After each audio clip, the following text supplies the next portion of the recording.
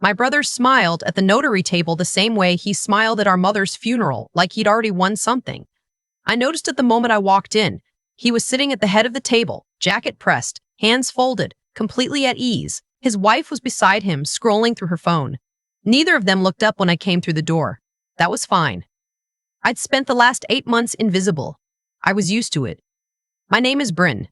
I'm 31 years old and I work as a junior accountant at a mid-sized firm in Ottawa. I'm the kind of person who double-checks her tax returns in February and keeps receipts in a folder sorted by month. I am not dramatic. I am not impulsive. I do not make scenes. What happened that afternoon at the Glebe notary office was not a scene. It was a correction. But I need to go back to the beginning, because none of it makes sense unless you understand what the last 2 years actually looked like.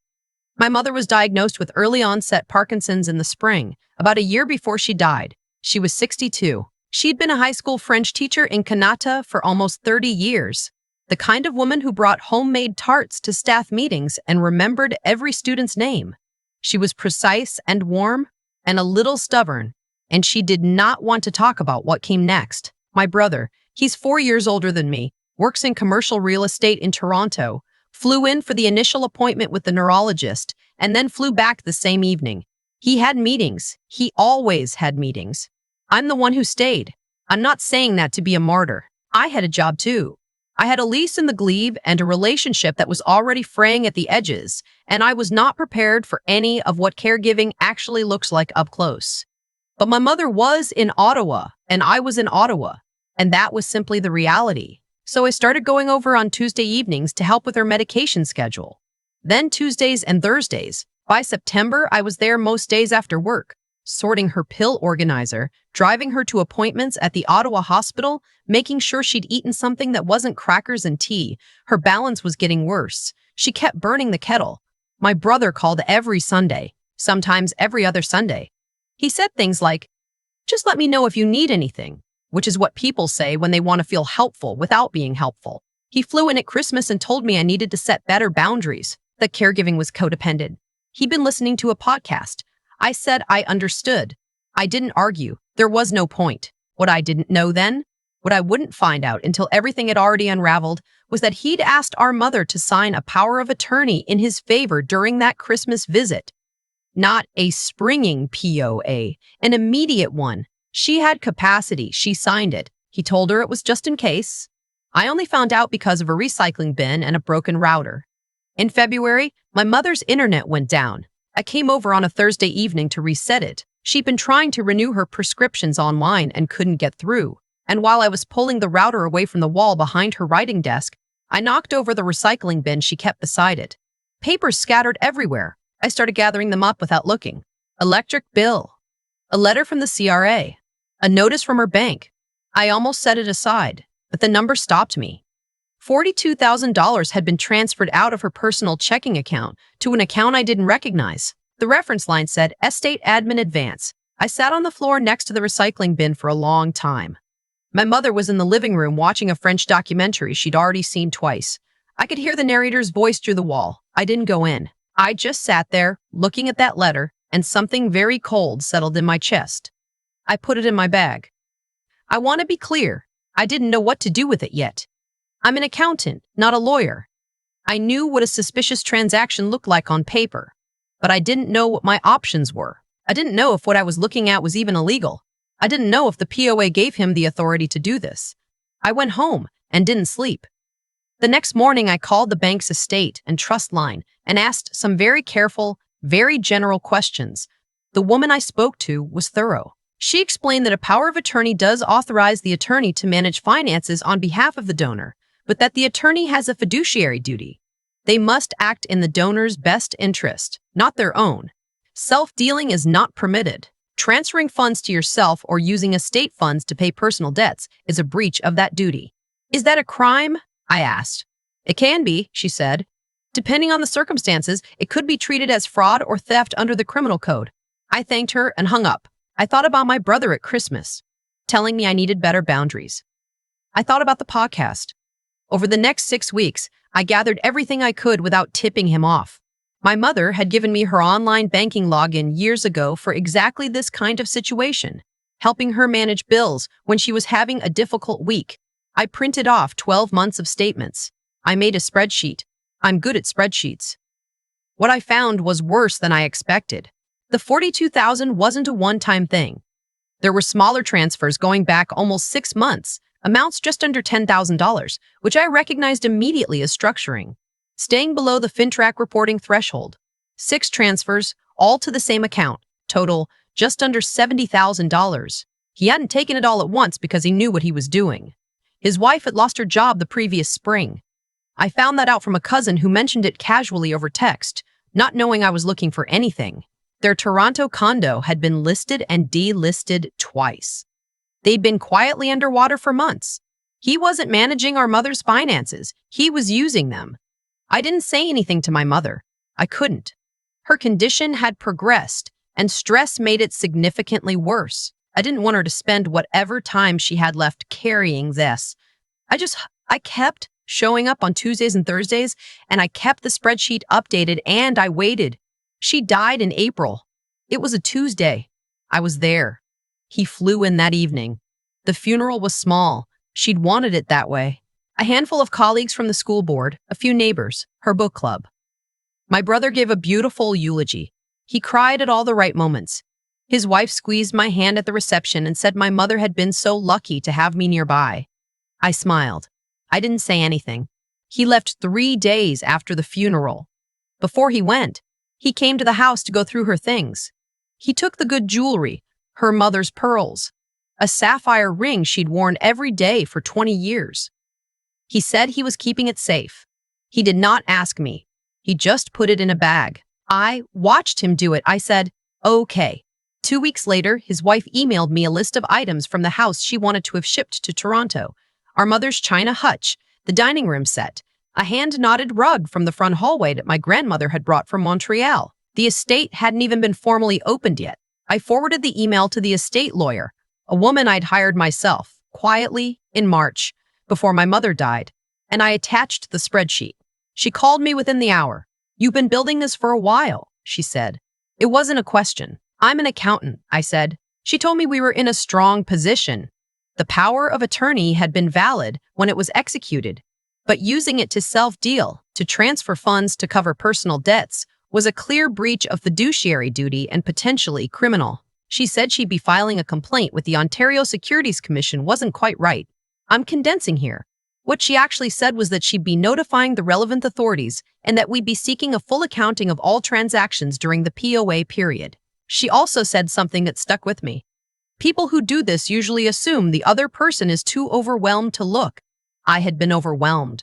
I just hadn't stopped looking. The notary meeting was scheduled for a Tuesday in June, 3 months after my mother's death. It was supposed to be a routine estate administration meeting, just paperwork for probate. My brother thought that's what it was. He drove down from Toronto that morning, parked his car in the Glebe, and walked into that office with the same easy confidence he walks into everything. I got there early. On my way, I passed a man sitting on a bench outside the building, struggling with a paper bag that had split at the bottom. Groceries scattered on the pavement, apples rolling, a jar of peanut butter tipping off the curb. I stopped and helped him gather everything. He was older, maybe late 60s, with a cane hooked over his knee and a lanyard around his neck that had disappeared inside his coat. We stood there stuffing apples back into a new bag I found in my tote, and he thanked me and asked if I was going into the building. I said yes. He said he had an appointment there too. His cab had been late and he'd been sitting out front catching his breath. I held the door. In the lobby, I pushed the elevator button for him and we rode up together. He didn't say much. He had a quiet, unhurried way about him. When we reached the 4th floor, we both turned toward the same office. I didn't think anything of it at the time. Notary offices have multiple clients. My brother was already at the table. He looked up when I came in, and his expression did the thing it always did. A half-second of something unreadable, then the practiced warmth. His wife was beside him. 2 chairs. They hadn't left a seat for me on their side. I sat across from them. My lawyer arrived a moment later, then the notary. Then the door opened one more time, and the man from the bench came in. My brother looked at him the way people look at things that don't make sense. A flicker of confusion, then irritation. "Who is this?" he said. The man settled into a chair beside my lawyer. He set his cane against the table. He took off his coat, and the lanyard came with it, an ID card swinging free, and he tucked it into his pocket without looking at my brother. My lawyer said, "This is a friend of mine who asked to observe the meeting. He has an interest in estate law matters." My brother's wife leaned in and whispered something to him. He shook his head slightly. "This is a private family meeting," he said. "He shouldn't be here." The man looked at him for the first time. He had very steady eyes. "I retired from the Law Society of Ontario 2 years ago," he said. His voice was calm and even. "I was on the complaints committee for 11 years. Your lawyer, the one you hired to advise you on the POA, was a colleague of mine. I know his work quite well." The room went very quiet. My brother's expression didn't fall all at once. It was more like something behind it went out, like a light cutting off behind frosted glass. His wife stopped moving. My lawyer opened a folder. What followed was not dramatic in the way you might expect. There was no shouting. My brother said almost nothing for the first 20 minutes. He sat very still while my lawyer laid out the transaction history, the 6 transfers, the total, the structuring pattern, the timing relative to when his wife lost her job. The notary looked progressively more uncomfortable. His wife stared at the table. At some point, my brother's voice came back. He said the transfers were loans, documented, repayable. My lawyer asked him to produce the loan documentation. He said he'd have to find it. She said we'd be happy to wait. There was no documentation. We all knew there was no documentation. The man from the bench didn't say anything more. He didn't need to. He just sat there with his hands folded on the table, and his presence alone seemed to reorder something in the room. My brother kept glancing at him. Every time he did, something in his argument got a little smaller. I had not planned any kind of speech. I'm not a speech person. But there was a moment after the transaction records were on the table, after the loan explanation had quietly collapsed, when my brother looked at me and said, "I can't believe you went behind my family's back." And I said, "You took $70,000 from our mother while she was dying." He said, "She would have wanted me to have it." I said, "She wanted you to call more often. She never said a word about the money because she didn't know you were taking it." He didn't answer that. What I didn't say, what I kept inside, very carefully, was about the rug. The pearls. The dining room said his wife had emailed me about before my mother was even buried. I didn't say any of it because I didn't need to. The spreadsheet said everything that needed saying. By the end of the meeting, my brother had agreed, through whatever was left of his composure, to a full accounting of all transactions during the POA period, to return the jewelry, and to pause any further movement of estate assets pending review. His lawyer, who'd been called mid-meeting and joined by phone, advised him to agree. He agreed. The man from the bench shook my hand on the way out. I thanked him. He said, "You did all the work." I just sat there. "That's exactly what I needed," I said. He smiled and waited for the elevator. In the months that followed, the accounting came back worse than I documented. There were additional expenses my brother had claimed as estate administration costs that were clearly personal. His wife's phone plan, a hotel stay in Niagara-on-the-Lake during what he'd logged as property assessment travel, 3 restaurant meals billed as legal consultations at places that didn't have a single lawyer in sight. The total, when everything was calculated, was just over $94,000. There were no criminal charges in the end. My lawyer and I made that decision together. The recovery process would have been slower and less certain through a criminal proceeding, and I wasn't interested in spending the next 3 years in litigation. What I wanted was the money back and the estate settled. We got both. He made restitution in full before winter. His wife did not email me again about the dining room set. The pearls came back in a Canada Post box, wrapped in bubble wrap, no note. I drove them out to a jewelry on Bank Street and had them appraised. Then I had them restrung and reclasped with a new silver clasp, because the old one had been getting loose for years and my mother had never gotten around to fixing it. I wore them to my cousin's wedding in September. My aunt said I looked just like my mother. I didn't cry until I got to the car. I want to say something to anyone in a similar situation because I've had a few people, after this became known in our family, as things do, reach out and ask what they should do. What I did was not heroic or dramatic. I just paid attention. I printed the statements. I kept the folder. I didn't confront. I didn't threaten. I didn't post anything online. I found a lawyer I trusted and I gave her what I had. That's it. That's the whole thing. The people who do what my brother did. They count on you being too exhausted, too grieving, too busy keeping everything together to look at the paper trail. They assume the chaos of loss will cover their tracks. My mother raised me to be organized. She had a folder for everything: tax returns, insurance documents, appliance warranties. She was so careful with the small things. I just tried to be careful with her.